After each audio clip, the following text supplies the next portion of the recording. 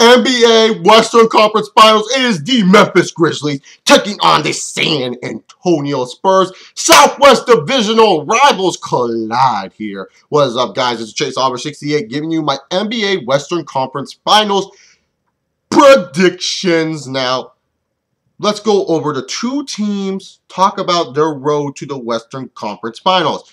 First, we got the San Antonio Spurs, and the Spurs beat a dismantled Lakers team that had Dwight Howard as their leader.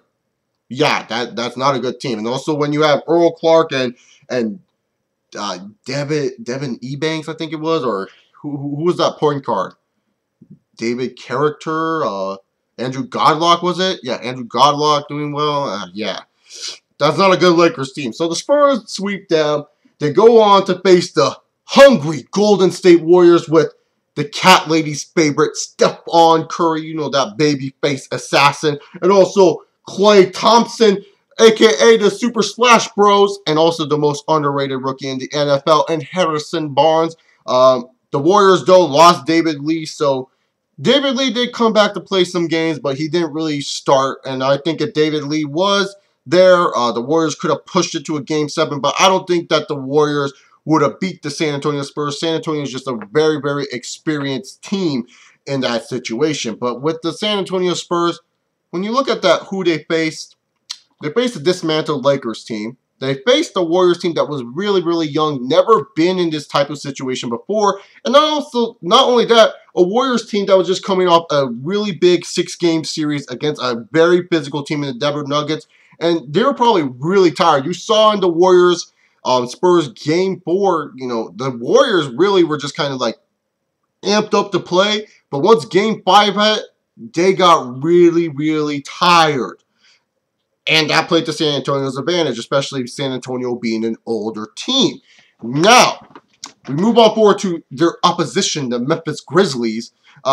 Grizzlies had to play against a really, really good Clippers team. And I mean it. This was a really good Clippers team.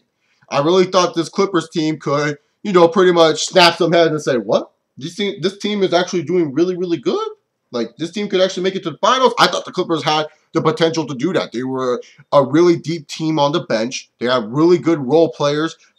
You know, when Chris Paul's there, that team is likely to contend. You know, it's like an NFL team with an established quarterback. If you have an established point guard in the NBA, you have a chance to contend, especially surrounded with really good talents.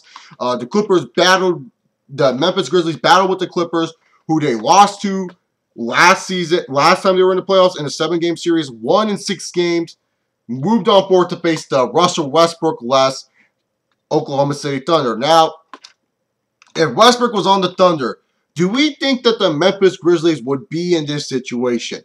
Now, for me personally, we just saw how much the Thunder miss Russell Westbrook when he's not there in the Grizzlies series. We pretty much just saw how much they miss Russell Westbrook, because Westbrook does free up KD in the fourth quarter, because it's very hard. Like, when you have a team like the Thunder, when you have one player pretty much doing everything for you, it's very hard to combat a good, solid squad in the Grizzlies. Now, if you have two superstar players, you know, that can share the load a little bit, the Grizzlies, you know, don't really have too much of an advantage here. But the Grizzlies are a tough basketball team. It's not like the Grizzlies are really bad. I think even with Westbrook, I think the Grizzlies could have pulled off a Game 7 win over the Oklahoma City Thunder. But that's more of a conversation of if that was the reality. If Westbrook was there, would the Grizzlies go on?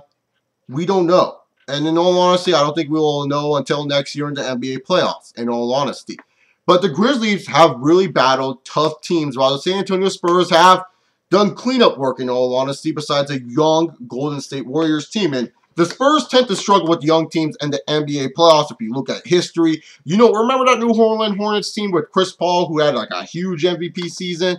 Those young Phoenix Suns teams. I mean, really, to be honest, the Spurs always struggle sometimes against young teams. It has happened in their history. Now they're finally colliding.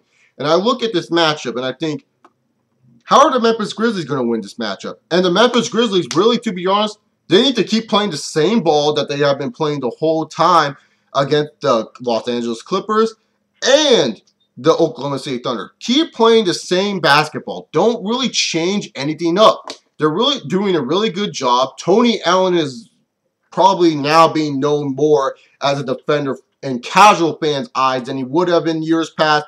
In all honesty, Tony Allen looking really good in this playoff run. I'm really liking what I'm seeing out of Tony Allen. Mike Conley showing how underrated he is as a point guard in the NBA. You know, really, to be honest here, Zebo and Marc Gasol, even though they get more of the national media exposure, those two right there, those two guards right there, they're doing a really, really good job. They're like the silent heroes, as I like to call it, in the casual eyes in this playoff push. Now, the Memphis Grizzlies, to me, they are a team that I said are a dark horse to win not only this Western Conference Finals, but possibly the NBA title. I said they are a dark horse.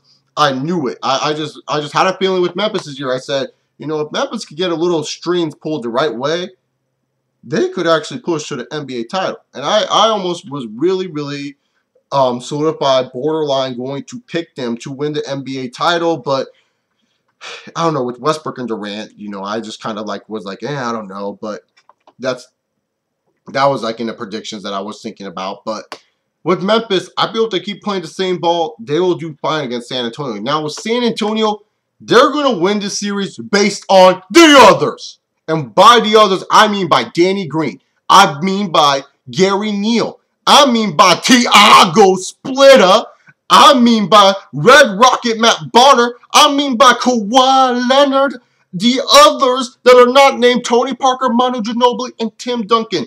You saw in those Golden State games when Danny Green and Kawhi Leonard were on that three-point line. When Kawhi Leonard was going after those rebounds and dunking it down hard.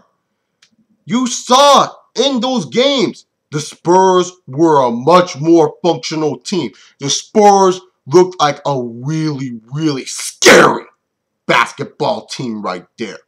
When the others show up, the Spurs are a scary team. When TP9 and Manu Ginobili can have a bad night and the others are playing well, that's when you know the Spurs are a scary basketball team. And I say if Danny Green and Kawhi Leonard keep doing well, because I'm focusing more on them because they're more of a starters. And also Tiago Splitter. Tiago Splitter is also considered a starter for the San Antonio Spurs.